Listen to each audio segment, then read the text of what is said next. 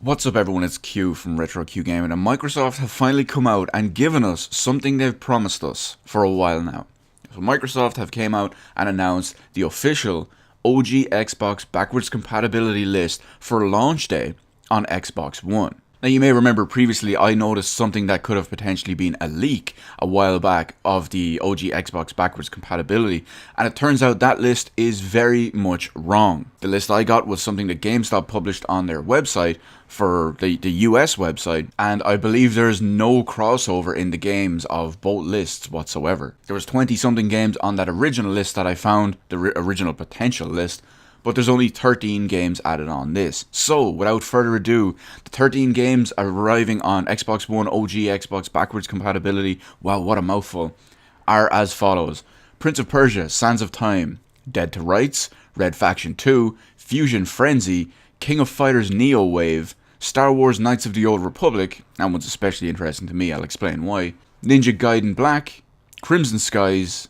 Pirates, Blood Rain 2, Psychonauts, Grabbed by the Ghoulies, and Black. And as a weird little version of an extra kicker, these games will all be available to play on your Xbox One tomorrow, October 24th, 2017. Now, as it stands at the moment, there is no word if your discs will currently work. We know that the ability to use the discs will be coming in the future at some point.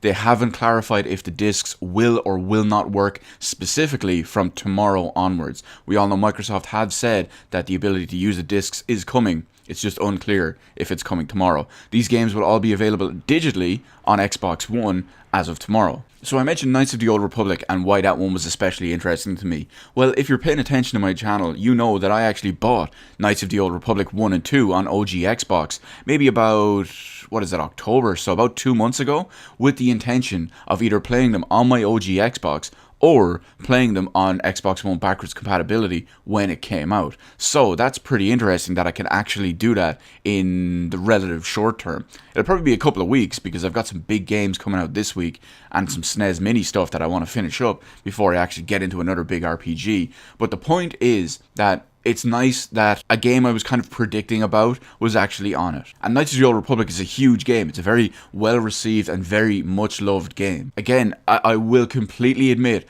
I played it back in the day for a little bit, didn't like it, but I'm willing to give it another shot. It's also going to be curious to see how much these games cost in their digital forms when they come from tomorrow onwards. And of course, the list is going to get bigger over time, as well as the ability to use discs, as we were promised, hopefully will join all the extra features too. But here's where it comes interesting. Let me know in the comment section below, are you going to buy any of these games tomorrow on October 24th, or whenever it is you've seen this video? Have you bought any of these games, or do you plan on buying any of these games? And also let me know, because I'm curious to see what people think of this list, even if you're not buying these games, or you're buying some of them, or whatever. I'm definitely interested to see how other people and other users view this list and view this accessibility. It'll also be really interesting to know how they're enhanced in any way, because Microsoft have said that the improved power of the Xbox One over the OG Xbox is going to allow them for better stuff, essentially. They haven't gone into details, they just said it would better enhancements.